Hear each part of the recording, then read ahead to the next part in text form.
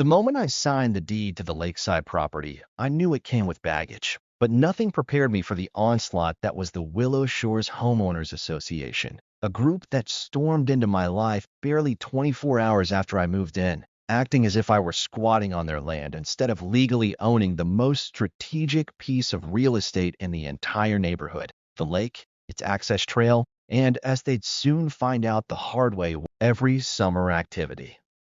My name is Reed Halston, former city planner turned land investment consultant, and after 20 years of dealing with urban bureaucracy and land zoning conflicts, I thought I'd seen every petty power play in the book, but nothing compared to the weaponized clipboard tyranny of HOA President Linda Barrington and her loyal band of pastel-shirted disciples. My cabin sat on a 10-acre lot that sloped down into the south edge of the lake, and tucked away behind a row of tall firs was the trailhead to the only legal walking path that led to the shoreline, something I'd only discovered after reviewing the full title package, which included original survey maps, water usage easements, and most importantly, dock permits that had been incorrectly assumed by the HOA to belong to their subdivision, but had on the high-end incorrectly assumed by the HOA to belong to their subdivision, but had any camping down.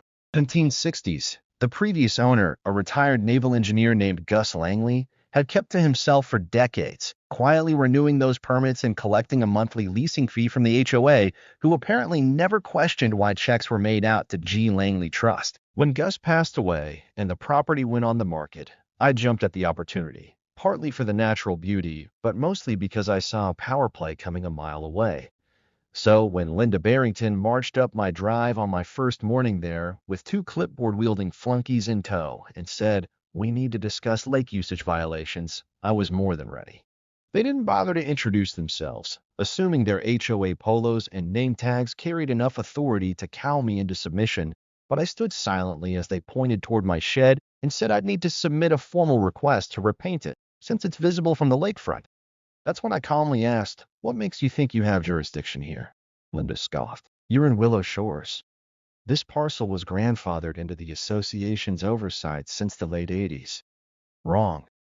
I handed her a copy of the most recent title and the exclusion document showing that this land was explicitly removed from all HOA covenants by court order in 1991 after a failed annexation. She tried to argue until I pointed to the highlighted section and said, "This document was notarized by the county. You're trespassing." But Linda didn't back down. Over the next few weeks, she launched a relentless campaign of pressure and provocation, sending violation notices for imaginary infractions, staging dock inspections without notice, and even parking an HOA golf cart across my driveway to block in my truck. I responded each time with escalating layers of legal rebuttals, culminating in a cease and desist letter personally delivered by a process server who enjoyed the look on Linda's face a little too much. But what really sent them over the edge was when they realized that docks, those precious HOA, maintained docks that supported their pontoon parties, kayak rentals, and 4th of July firework displays, were on my land. The permits, the access trail, even the foundational structure had been legally reassigned when Gus passed the title to me. I'd already filed the transfer of ownership with the local water commission and had my name added to the environmental compliance forms. I now had the authority to revoke or renegotiate dock access. And when I sent a formal letter informing the HOA that I would not be renewing their monthly lease due to breach of conduct and unauthorized access, the real storm began. Linda called an emergency HOA meeting, tried to rile the neighbors into turning against me, and even filed a claim at the municipal zoning office, which was quickly dismissed since the zoning hadn't changed and the original land patent stood. Meanwhile, I made friends with the local fire chief and let him use my dock for training drills, and the game warden stopped by to confirm my legal water rights and even shook my hand, thanking me for helping preserve public shoreline access from overreaching HOAs. I installed a gate at the trailhead, put up a sign reading "Private Lake Access, Permit Holders Only," and watched from my porch as neighbors and paddle boats floated awkwardly, unsure if they were technically trespassing. Then came the bluff. Linda emailed me a legal-sounding letter claiming that the HOA had ownership in perpetuity of the docks based on historical precedent. I replied with a scanned copy of the court ruling from 1991 that specifically invalidated that claim and reminded her that continued misuse of the property without permission constituted trespassing and could result in fines or prosecution. Still, they persisted, coming closer to the line each week, their frustration boiling over at community meetings. But I hadn't even played my final card. What Linda and the others didn't know was that I'd just gotten off the phone with the county supervisor, who confirmed that the HOA's insurance coverage didn't include the dock structure since they were on land not legally under their jurisdiction. Any injury, accident, or damage would fall squarely on them unless they signed a formal access agreement with me, which I now held the power to set terms for. I drafted a new lease agreement with significantly higher monthly dues, mandatory dock maintenance by a licensed contractor of my choosing, and an annual shoreline integrity audit to be conducted at their expense. I attached a deadline for signing.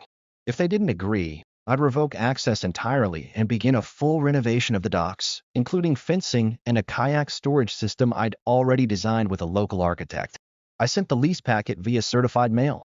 Linda didn't respond, at least not with her signature. Instead, she rallied the board and scheduled an aggressive move for retaliation, planning to occupy the docks during the weekend's annual Summer Splash event.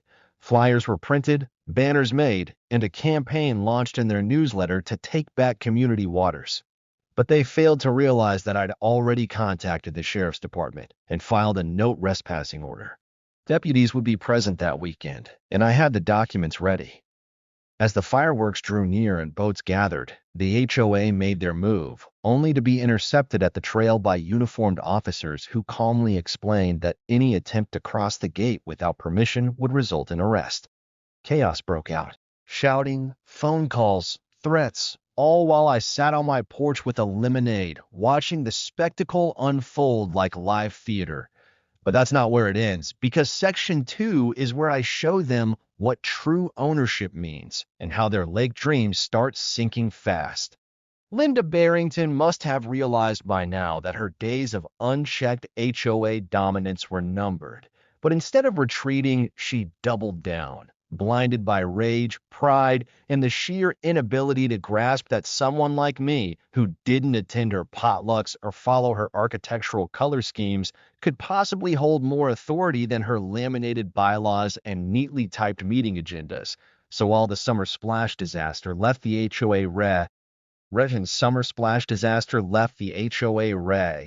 brute force for bureaucracy and filing complaint after complaint with county code enforcement, trying to pin me for everything from excess shoreline lighting to unauthorized shed expansion. But again, her ignorance was her downfall, because I'd made sure to file every permit, request every variance, and document every square inch of my property improvements with time-stamped photos and receipts from certified contractors, meaning that time-stamped photos and receipts from certified contractors, meaning that very fortified contractors, meaning that found permit.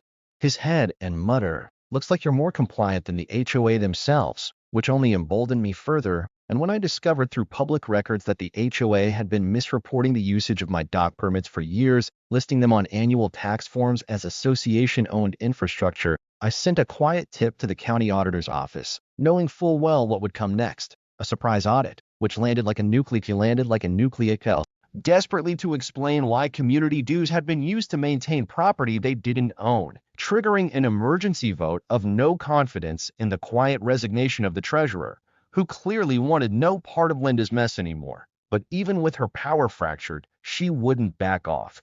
And that's when I decided to take control of the narrative entirely, not just to defend myself, but to make sure no one else would fall victim.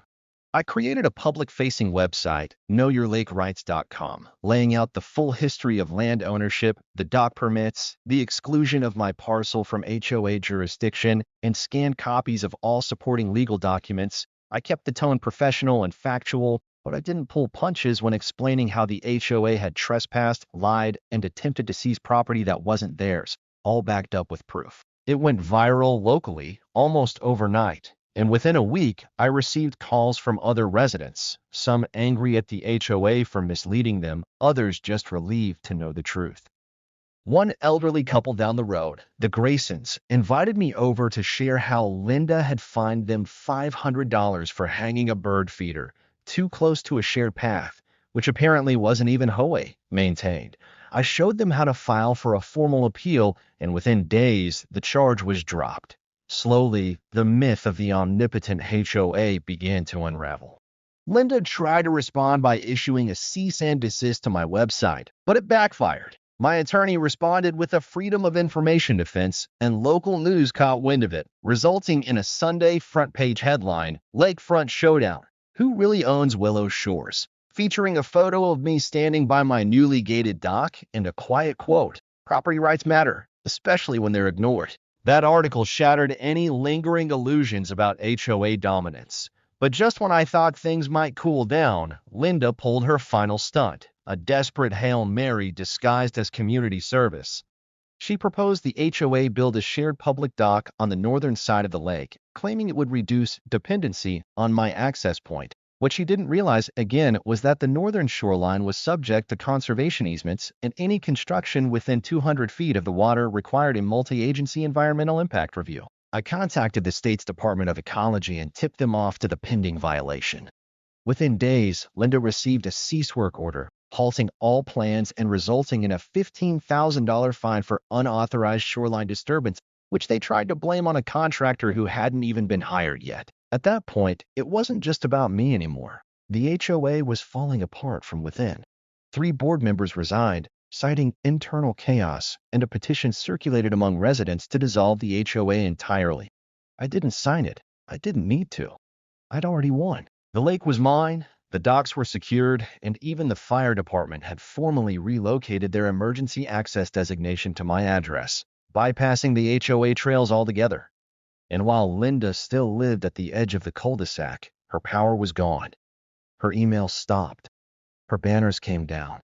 Her clipboard disappeared. I passed her once at the grocery store, and she couldn't even make eye contact. Victory didn't taste like revenge. It tasted like cold lemonade on my porch, watching the sun glint off my lake, knowing that I'd done more than defend my property. I'd exposed the illusion of control that these self-appointed enforcers thought they had, and I'd done it without raising my voice or breaking a single rule. I didn't just hold the dock. I held the truth, and in a place where everyone thought they knew the rules, that made me the most powerful person on the water. By the time the 3rd HOA letter arrived demanding a cooperative agreement for easement dock access, I had already lined up a dozen aerial photographs, historical land survey records, and the original founding charter for the lakefront development. Because now, things weren't just petty, they were personal. What started as HOA Karen barking orders about where my kayak could be stored on my own shoreline had evolved into a full-blown attempt to annex my property by manipulation, intimidation, and just plain stupidity.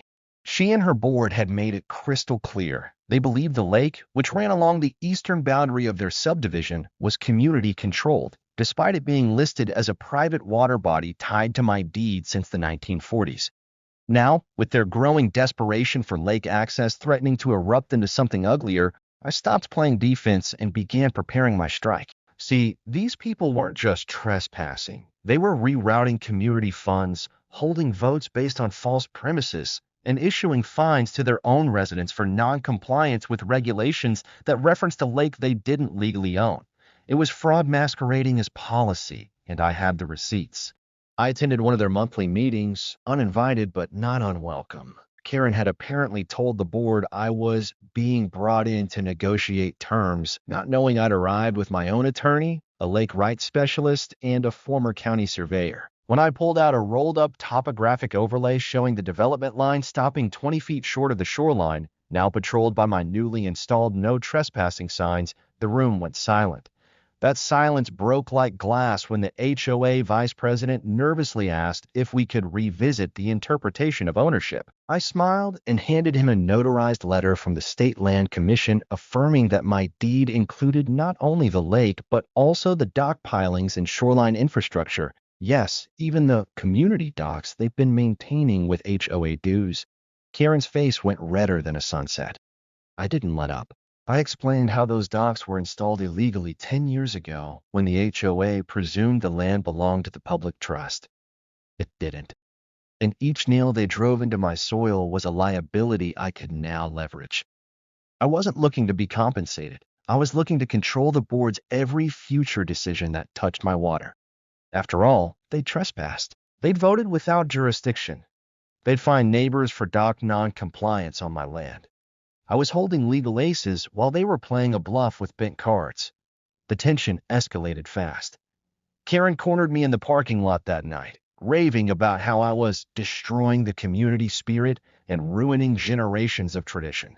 I calmly responded that the only thing I was ruining was her fantasy that she could govern what didn't belong to her.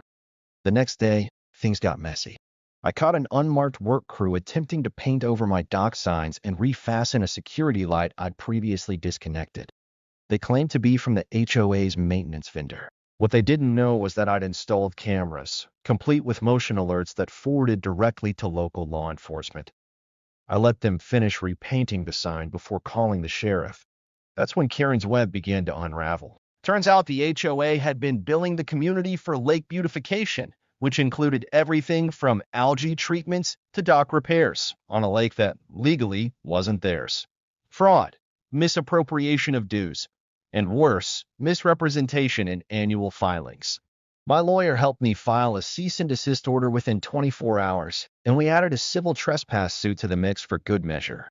That suit landed like a meteor. Homeowners began attending board meetings in droves, confused and furious as rumors of the legal storm started circulating through the community Facebook group. Karen tried spinning the story, calling me a vindictive outsider exploiting a technicality. That narrative fell apart when my attorney published the lake deed and full property map in the public records portal. I even made an open invitation to any resident curious about the legal truth to visit me, view the documents, and walk the dock line with me personally. Dozens did. Some were quiet and embarrassed. Others were raging mad at the board. The dam finally burst when one particularly sharp homeowner, a retired accountant, discovered the HOA had overcharged $80,000 over 5 years for lake maintenance and emergency dock repairs.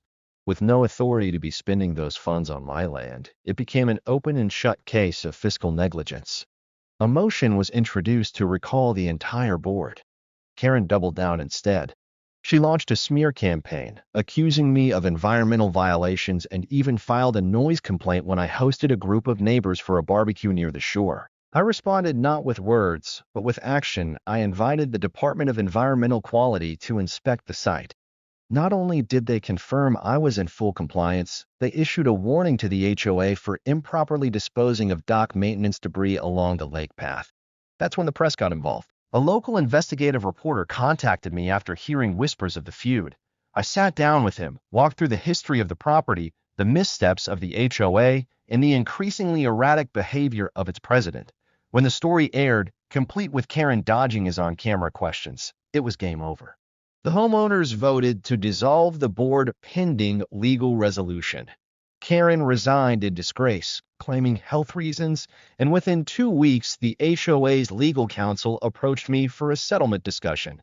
I gave them 2 options: relinquish all claim to lake access and reimburse affected homeowners with audited restitution, or face open litigation, media scrutiny, and the full legal weight of the property code violations. They chose the former. I even negotiated to have part of the restitution fund redirected to install a proper community recreation area on their side of the boundary, of course. By the end of that summer, the signs were still up, the docks were quiet, and Karen had vanished from the neighborhood like a bad storm finally passed. The lake was calm, as it should be, under the stewardship of someone who actually owned it. And from my porch overlooking that water, I sipped my coffee, watching the HOA residents finally understand what Karen never could. The lake wasn't theirs to demand, but mine to command. With the HOA board dismantled, Karen disgraced, and the legal boundaries of the lake now enshrined in more documentation than a corporate merger, most people might have considered the battle over. But the war wasn't done, not by a long shot. Just when things seemed to settle, a new interim committee of residents attempted to quietly rebrand the HOA under a new name, calling themselves the Lakeside Preservation Guild, hoping that a little semantic camouflage would erase the public relations firestorm that had scorched their reputation. But I wasn't about to let a fresh coat of paint cover rot. You see, I learned by now that people like Karen didn't just disappear. They regrouped, rebrand, and reemerged behind friendly names and noble causes. So when I received a flyer inviting me to a community stakeholders forum hosted by the Guild, I knew it was time to finish what Karen started. I showed up early and took a seat at the front row, wearing a hat embroidered with the parcel number of my property just to make a point. The new speaker, a mild-mannered man named Brian, introduced himself as a mediator and environmental partner. But as soon as he brought up shared stewardship of the water line, I raised my hand. When acknowledged, I calmly asked if the forum had legal counsel present. He blinked. I asked again. When he said no, I stood up and told the crowd that any further conversation involving dock access, shoreline use, or water zoning without proper legal framework could constitute a repeat of the very fraud that led to Karen's downfall. That shut it down quickly. A few angry murmurs behind me turned into apologies after the meeting, as some longtime residents began to realize that even well-meaning participation could get them entangled in liability.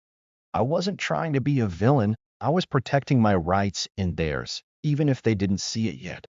A few weeks later, I began my own initiative, the Lake Stewardship Coalition, not an HOA, not a governing body, just a voluntary group that focused on cleaning, preserving, and protecting the water for everyone's benefit within the law. I invited the town's environmental science teacher, a local scout troop, and even a few former HOA skeptics who turned into allies after watching Karen's empire fall. We hosted a lakeside cleanup, installed new signage about native species, put up solar lights to improve safety near the old boat ramp. And most importantly, we kept the dock area closed pending a community-driven redesign that respected ownership lines and environmental standards. But behind the scenes, something new was brewing. Lawsuits. Not from me this time, but from former HOA members suing Karen personally for damages, claiming she led them into financial ruin with illegal policies, false promises, and misuse of funds. Depositions revealed more than we expected. Emails showing Karen knew the lake was private all along. She'd even attempted to bribe a junior surveyor into misplacing the original boundary lines. I handed those documents to the local DA, who opened a formal inquiry into HOA corruption and land fraud. Karen, meanwhile, had moved to another suburb 2 counties away, but her reputation followed.